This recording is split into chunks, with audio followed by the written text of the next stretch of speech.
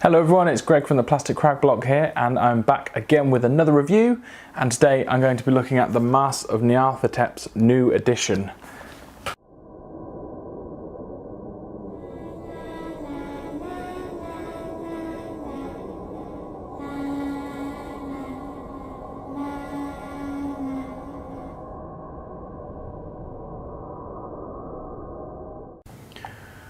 So for anyone that doesn't know, Call of Cthulhu is a fantastic role-playing game which offers various different campaigns, and Masks of Nyarlathotep is one of those.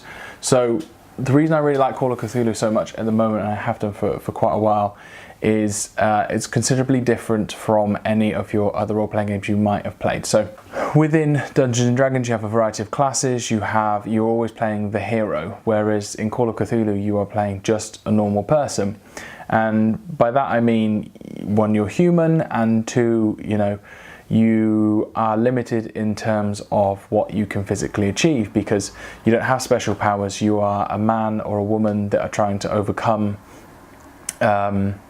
essentially something that's going to bring about the end of the world. And as you're doing so, as a mystery unravels, you're starting to find things that get scarier and scarier, and like anyone, you kind of have to see if your resolve holds and take sanity tests, and that allows for a really fun, really fun game. And I suppose combat in itself is very easy in comparison to perhaps other games, because both of you get to hit at the same time or defend. One of you defends and the winner wins. So even if you're attacking, you might get a smack back as you would in real life.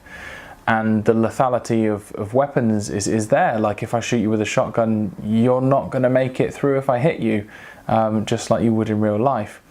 So I really like that. In terms of the skill leveling up, it's very cool. You are rolling a D100 and seeing if you're making it underneath your skill check. So it's very easy. There's little maths to do. And as you learn skills, that's by using them, and then you have to roll over because it gets more difficult to learn skills. So it's a fantastic system, and I really like it, and we're having a lot of fun at the moment. So if you want to check any of those videos out, go ahead. Now, it's traditionally played in the 1920s, but you do get versions like Delta Green which are played in the 90s and modern day.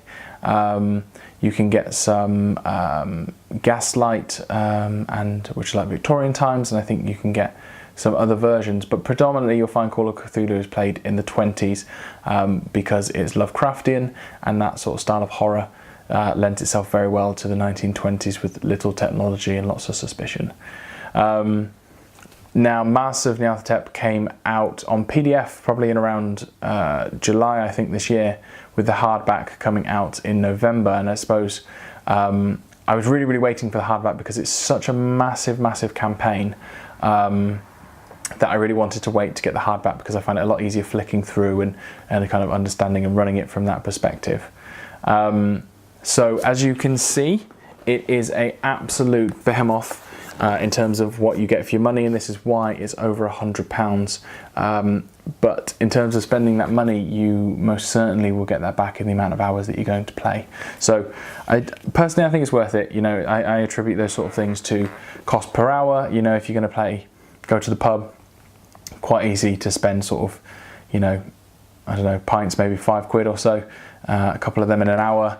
So whereas this is going to be sort of pennies. So I do really like that. So you get two giant books that it comes with. It comes with the chapter volume 1 and volume 2, and that's based upon the chapters and what you need to actually play through. It also comes with a keeper screen that predominantly looks at kind of key characters within this, who's throughout this campaign. And then you get all your handouts printed out for you, which is really nice. I appreciate that, actually, even though we're playing on Roll20. So Masks of Nyarlathotep has been a very famous campaign, and this is version 2 of it. So it first came out in the 1980s, and I would imagine that it was so popular just because of the length and the depth that the writers have gone to in terms of making it. So okay, so there are 9 chapters, and I suppose what makes it really interesting is that it spans across the world. If you ever see anything like Horror on the Orient Express, it does a similar thing. So you're originally sort of, you would have started in America, sort of England, then you go to Egypt, Kenya, Australia, China, and then there's the grand conclusion. What they have changed within this edition is that you get a prequel chapter, which makes the beginning of the campaign a little bit more meaningful.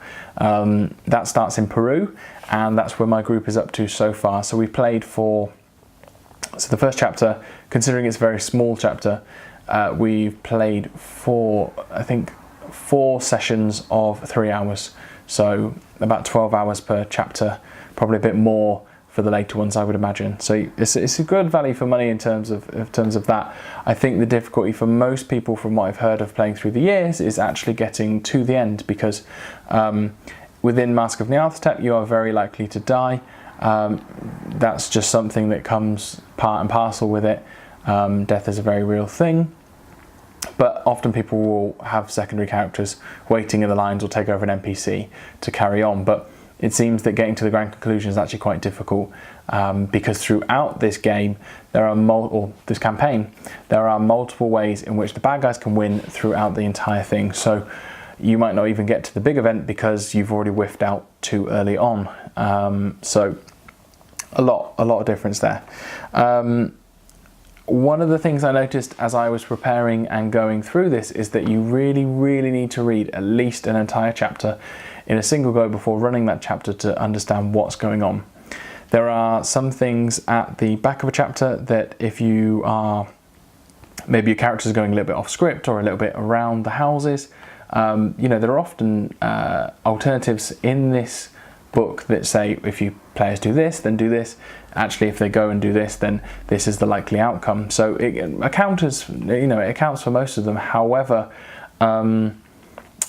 there are some things that perhaps you really need to know before sort of starting to go, because things change as you go along, and you don't want to be unprepared and miss out on a massive, awesome part of the story. So, wholly advise that. So, within the book, the artwork is absolutely phenomenal. I'm really glad that I actually paid for it. I did get the PDF before, but I'm glad that I've got the book in hand, because the quality's really high, the paper's really thick. Even the paper that the handouts are printed on is really thick. The artwork is phenomenal, and the writing is just exceptional. So it really helps a keeper actually play the characters that are brought in. So it doesn't just sort of say this is the person, this is their background. It talks about mannerisms, it talks about emotions, it talks about tone of voice. So it really helps. It's a very crash course play Masque of Nyarlathotep for dummies kind of book. And that's really nice for me. I know a lot of people like writing their own stories, but for me, I really like being able to jump in and just get playing. There's so much that they have thought about. It's very much a walkthrough of what happens step by step. Now, obviously, players don't always play like that, but it has those options in so that you can go back and forth and here, there, and everywhere. So it's really good. And the level of detail is actually really interesting as well. So everything's pretty culturally accurate. That can make some people feel a little bit uncomfortable, because Call of Cthulhu will often include aspects like the racism or the sexism that was at that time. So prior to this, you need to have a chat with your players about what they're comfortable with doing. In addition to that, there are certain parts where it will warn you about if people have, I don't think it's necessarily within this campaign, but as a company, just to give you a feel of what they're like, they have warnings for people that might be triggered psychologically by some of the things that happen. So obviously it's a horror game, obviously you're trying to play on people's fears, but there are some things like sexual assault and rapes that it says about sort of, being quite clear with your party to, just glance over it if need be. Now, I think one of the aspects that I really like about this is that it's almost lots of little adventures that are following on from each other as part of the campaign. It's a very, very big and detailed thing, which I'm hoping we'll be playing for about 2 years. The thing that I'm quite excited about as well, and I like as I'm reading through it, is the variance of countries.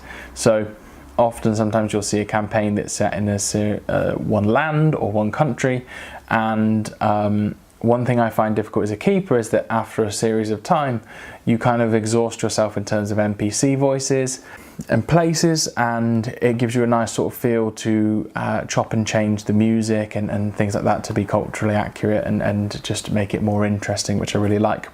There's even a guy on Reddit who actually cooks his players a meal from that country, a traditional meal, each time they change chapters, which I think is really nice. So it opens you to a lot of variance, and I think that keeps things fresh, and I think that helps you be able to get through playing such a long campaign.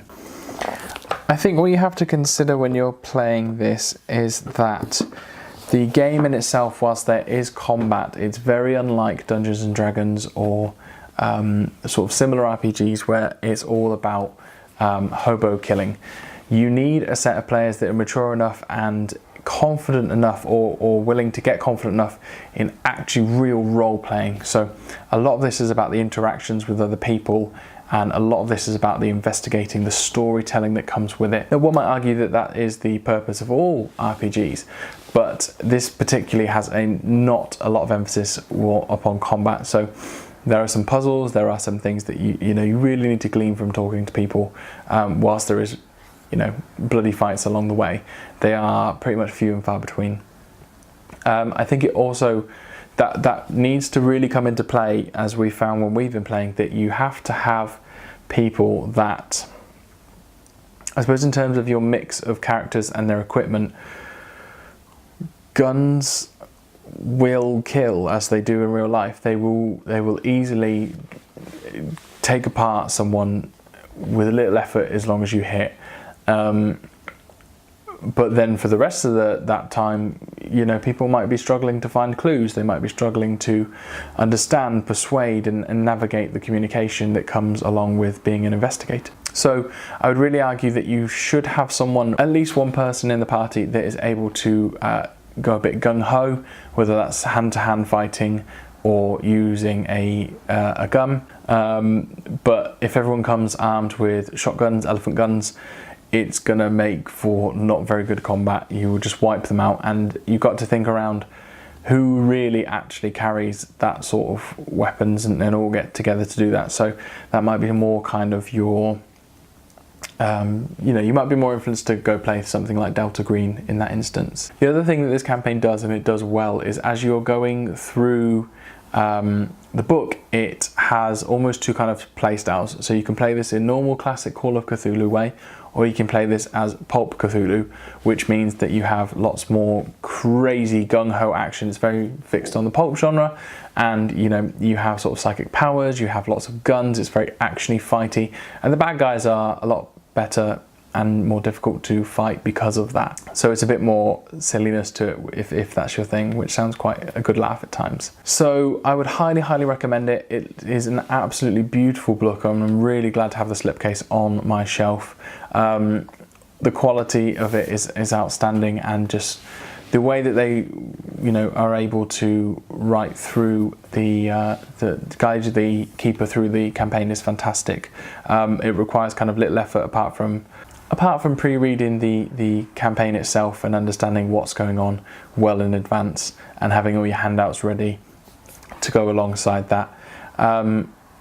Yeah, if you haven't had a go, if you haven't even played Call of Cthulhu, the starter rules are up on the website, which I'll link below, and I really hope you enjoy it. So definitely want to check out if you've got a decent group together and you're looking for the long haul.